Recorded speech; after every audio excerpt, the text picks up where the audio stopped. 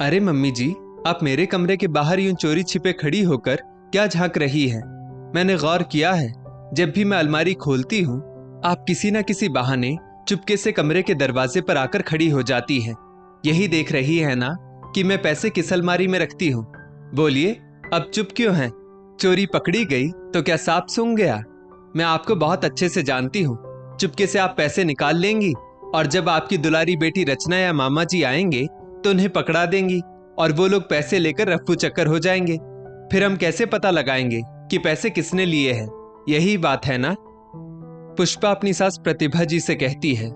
प्रतिभा जी बोली, हे भगवान, बहू तुम ये कैसी ओछी बात कर रही हो? भला मैं अपने ही बेटे के पैसों पर बुरी नजर क्यों डालूंगी?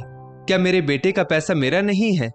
हाँ, वो बात अलग है कि मैं कभी उसके पैसों पर अधिकार नहीं जताती हूँ और तुम मेरे भाई और मेरी बेटी को इसमें क्यों घसीट रही हो?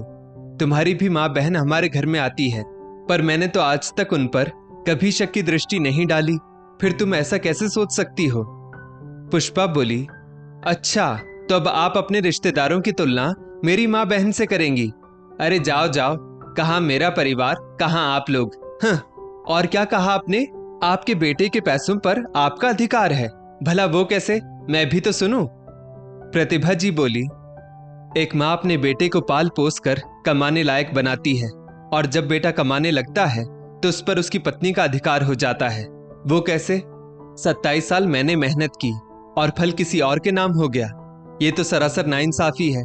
एक माली बंजर जमीन को हरा भरा करता है और उसमें फूल पौधे लगाकर उसे सुंदर बगीचा बनाता है, तो क्या वो बगीचा किसी और का हो जाता है? माली का उन फूलों पर या पौधों पर कोई अधिकार नहीं होता। बहू, अभी तुम कह सकती हो, अगर मैं जिंदा रही तो 10-15 साल बाद तुमसे पूछूंगी कि तुम्हारे बेटे पर तुम्हारा पहला अधिकार है या उसकी पत्नी का। एक बात बोलूं बहू, मुझे अपने बेटे की कमाई नहीं चाहिए। तुम्हारे ससुर जी जाने से पहले मेरे खाने और दवाइयों का इंतजाम करके गए हैं। तुमसे कुछ और नहीं मांगती हूं, तो कम से कम इज्जत ही दे दो। भगवान से कुछ तो डरो। तुम्हारे भी 2 बेटे हैं, मुझे तो एक का सामना करना पड़ता है, तुम्हें तो दोनों की नजरों का सामना करना पड़ेगा। इतना कहकर प्रतिभा जी नम आंखें लिए वहां से चली गई। उनके जाते ही पुष्पा फोन पर अपनी माँ से अपनी सास की शिकायत करने लगी और कहने लगी, माँ, मेरी सास मोटी चमड़ी की बनी है। उनके दिमाग में कोई भी बात जल्दी जाती नहीं है। हिम्मत तो देखो उनकी, मेरे पति के पैसे पर अपना हक बता रही है। इन्हें मालूम ही नहीं कि इन जैसी औरतों को ही कितनी ही बहुओं ने वृद्धाश्रम का रास्ता दिखा दिया है। अरे, मेरा एहसान मानने की जगह मुझे 4 बातें सुनाती हैं। दोनों माँ बेटी प्रतिभा जी की चुगली करने में लगी थी।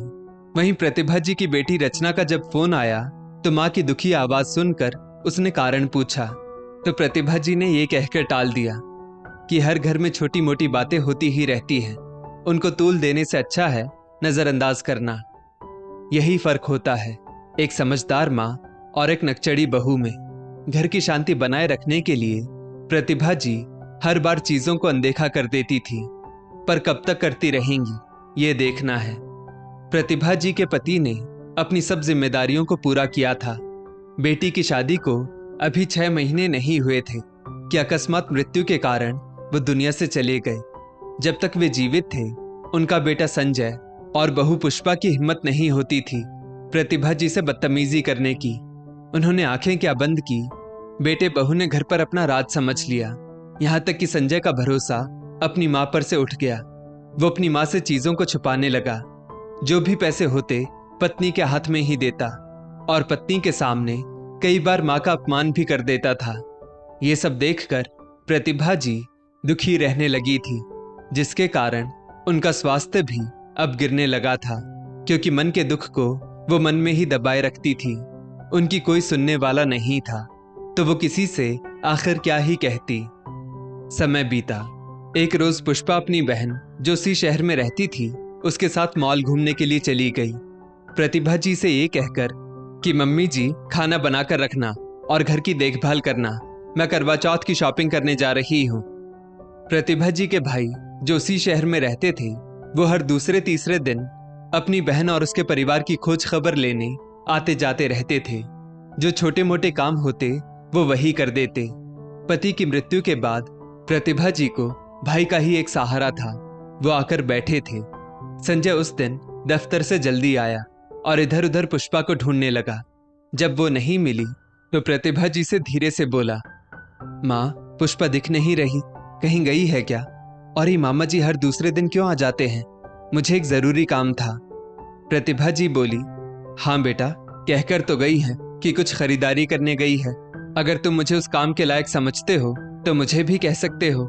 आखिर इतने सालों तक मैंने ही तो तुम्हारी चीजों और तुम्हारा ध्यान रखा है। संजय बोला, हाँ हाँ माँ, मुझे भी पता है आपको अपने फर्ज गिनवाने की जरूरत नहीं है।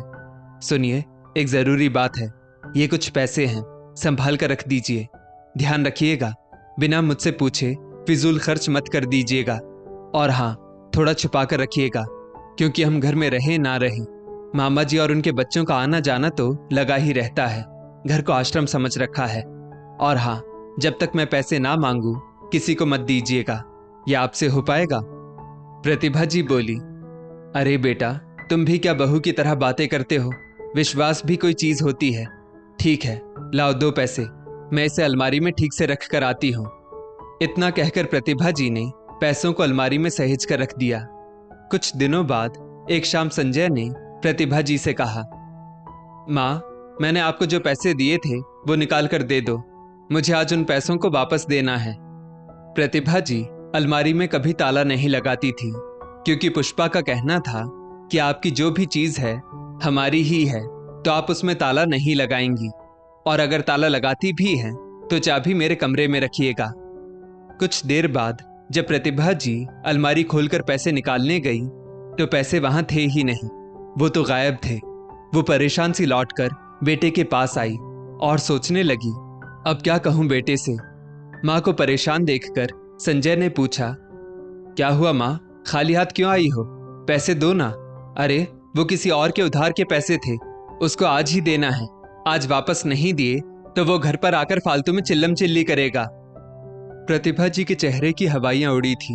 वो रुआंसी आवाज में बोली, बेटा, पैसे तो अलमारी में ही रखे थे, पर अब वे वहां दिख नहीं रहे हैं। संजय चिल्लाकर बोला, क्या मतलब है कि पैसे वहां नहीं हैं? आप इतनी लापरवाह कैसे हो सकती है? आपके कहने का क्या मतलब है? पैसों के क्या पंख निकल आए जो वो अपने आप उड़ गए होंगे? मेरे मना करने के बाद भी आपने वो पैसे खर्च कर दिए, या फिर हमारी अनुपस्थिति में जरूर रचना या मामा जी आए होंगे, आपने उन्हें पकड़ा दिए होंगे। प्रतिभा जी की आंखों से झरझर आंसू बह रहे थे। वो बोली, नहीं बेटा, मुझ पर ऐसे इल्जाम मत लगाओ। मैंने ना तो उन पैसों को खर्च किया, ना तुम्हारी बहन को दिए। वो बेचारी साल में बस एक बार तो रक्षाबंधन पर तुम्हारे पास आती है, फिर तुम अपनी बहन के बारे में ऐसा कैसे सोच सकते हो? और तुम्हारे मामा जी, वो अगर हर दूसरे दिन यहाँ आते हैं तो वो बस हमारा हालचाल लेने के लिए, और तुम उन पर शक कर रहे हो। थोड़ा ठहर जाओ, बहू घर में नहीं है, हो सकता है उसे जरूरत पड़ी होगी और उसने पैसे ले लिए होंगे। संजय बोला, आप अपनी लापरवाही पुष्पा के माथे मढ़ रही हैं।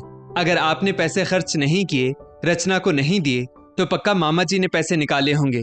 वो आए थे ना उस दिन, जिस दिन मैंने आपको पैसे रखने के लिए दिए थे, फिर तो वही पैसे लेकर गए होंगे। प्रतिभा जी बोली, नहीं नहीं बेटा, तेरे मामा जी ऐसा कभी नहीं कर सकते। ये तो चांद को रोशनी दिखाने के समान हो जाएगा। जिस इंसान ने तेरे पिता के जाने के बाद अपने परिवार के साथ हम तीनों की जिम्मेदारी बखूबी उठाई, वो ऐसा काम कभी नहीं कर सकता। मानती हूँ अब उनके हालात पहले जैसे नहीं हैं, पर इसका मतलब ये नहीं कि वो इतना नीचे गिर जाएं। ना ना, ये काम मेरे भाई का नहीं हो सकता। दोनों माँ बेटा इसी उधेड़ बुन में लगे हुए थे कि आखिर पैसे गए कहाँ। तभी पुष्पा बाजार से चहकती हुई आई और बोली, संजय, आप इतनी जल्दी कैसे आ गए? चलो आ गए हैं तो मैं सबसे पहले आपको दिखाती हूँ। संजय परेशान स्वर में बोला, क्या दिखाना चाहती हो? पुष्पा बोली, अरे 1 मिनट ठहरो। उसने झट से एक डब्बे से बड़ा सा झुमका निकालकर कान में पहनते हुए कहा, बताओ तो मैं कैसी लग रही हूं इस झुमके में? संजय ने पूछा, ये झुमका तुमने कब लिया? प्रतिभा जी भी आश्चर्य से देखने लगी और बोली, बहू, तुमने बताया नहीं, तुम बाजार झुमके लेने गई थी। पुष्पा मुंह बनाते हुए बोली, बता देती तो क्या आप मेरे झुमके के पैसे देती? अरे पैसे तो मेरा पति ही खर्च करता है, फिर मैं आपसे क्यों पूछूंगी? और संजय, उस दिन जब आप अपने बॉस से बात कर रहे थे, मैंने आपसे कहा था ना कि मुझे एक झुमका पसंद आया है, पैसे दे दो। तब आपने क्या कहा था? अलमारी में रखे होंगे, जाकर ले लो। और आज आप दोनों मुझसे पूछ रहे हैं कब ले लिए झुमके, क्यों ले लिए? मैं उसी दिन सुनार को ऑर्डर देकर आई थी, आज लेकर आ गई हूँ, तो बताओ कैसी लग रही हूँ? प्रतिभा जी बोली, बहू तुमने मुझे बताया भी नहीं और पैसे निकाल लिए। और बेटा तुम, वो तो अच्छा किया बहू ने जो बता दिया, वरना तुम तो मुझे, मेरी बेटी और मेरे भाई को चोर बना देते। एक नेक इंसान होने का मतलब ये नहीं होता है कि हर कोई आकर उस पर उंगली उठा दे। मैं कह रही थी तुमसे कि तुम्हारे मामा जी ऐसा काम नहीं कर सकते, पर तुमने मेरी एक नहीं सुनी। तुम्हारी पत्नी ने पैसे खर्च किए और तुमने अपनी माँ को चोर बना दिया। अच्छा कर्ज निभाया तुमने मेरे दूध का। इतना कहते कहते प्रतिभा जी रोने लगी। तभी रचना अपने मामा जी के साथ घर में दाखिल होते हुए बोली, माँ आप ये क्या कह रही हैं? मैं और मामा जी भैया के पैसे क्यों लेंगे? मैं तो यहाँ आती भी नहीं, और मामा जी तो हमारी खैर खबर पूछने के लिए आते जाते रहते हैं। हम इस घर से दूर क्या हुए, भैया ने हमें चोर बना दिया। वो तो मैं इस शहर से गुजर रही थी, तो मामा जी ने कहा 2 दिन के लिए माँ से मिलती जाओ, तो मैं आ गई, वरना मुझे तो अपने भाई के मन की बात कभी पता ही नहीं चलती। संजय कुछ कहता, उससे पहले ही उसके मामा जी किशोर बाबू बोले, हद करते हो संजय, तुम क्या इतने बड़े आदमी हो गए कि अपने संस्कार भूल गए? कल जिस मामा ने तुम्हें जीने का सलीका सिखाया था, आज वो चोर बन गया। संजय की नजरें झुक गई। वो बोला, मामा जी मुझे माफ कर दीजिए। प्रतिभा जी बोली, बेटा मैं कह रही थी ना कि तुम्हारी बहन और मामा ऐसा काम नहीं कर सकते। चांद पर थूक कर तुम खुद ही अब लज्जित महसूस कर रहे हो। कहने से पहले सोचना चाहिए हम किसके लिए क्या कह रहे हैं। तुम पत्नी के प्रेम में इतने अंधे हो गए हो कि अपनी माँ बहन को ही चोर बना दिया। प्रतिभा जी ने हाथ जोड़कर अपने भाई और बेटी से माफी मांगी। किशोर बाबू बोले, दीदी अब मैं चलता हूँ, शायद यहाँ मेरी अब जरूरत नहीं है। अब जब आपसे मिलना होगा मैं आपको अपने घर पर बुला लूंगा। मानता हूँ मेरे हालात अच्छे नहीं हैं, पर मेरे बच्चों ने कभी मुझ पर शक नहीं किया और न ही कभी करेंगे, इतना विश्वास तो मुझे है। चलता हूँ। रचना झट से बोली, मामा जी मैं आपके साथ आई थी तो मैं आपके साथ ही चलूंगी, मुझे भी अब यहाँ एक पल नहीं रुकना। इतना कहकर वे दोनों वहां से चले गए।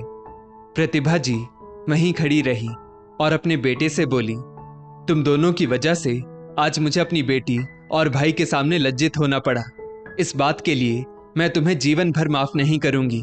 मैंने सारी संपत्ति और घर तुम दोनों के हवाले इसलिए नहीं किया था कि तुम मेरी बनी बना इज्जत को मिट्टी में मिला दो।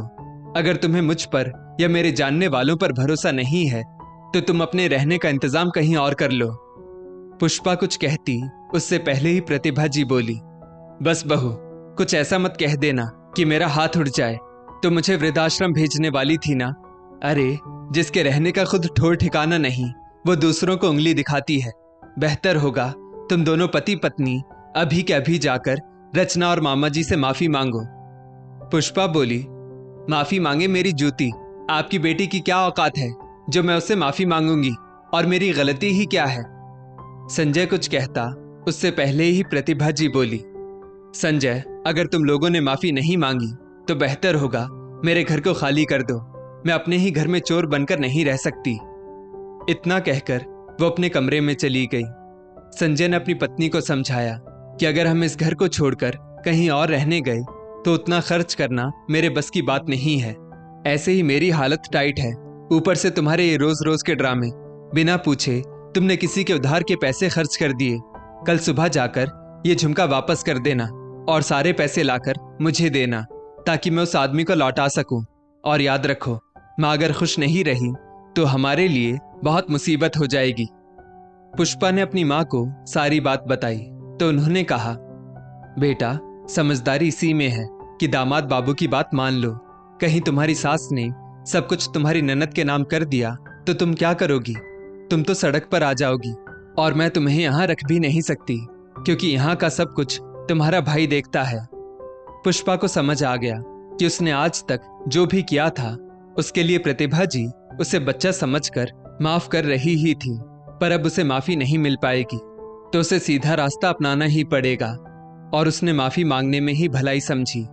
दोनों पति पत्नी ने जाकर रचना और मामा जी से हाथ जोड़कर माफी मांगी और अपनी माँ को आइंदा ऐसी गलती दोबारा नहीं होगी ये वचन भी दिया। दोस्तों, इस स्टोरी को लेकर आपकी क्या राय है?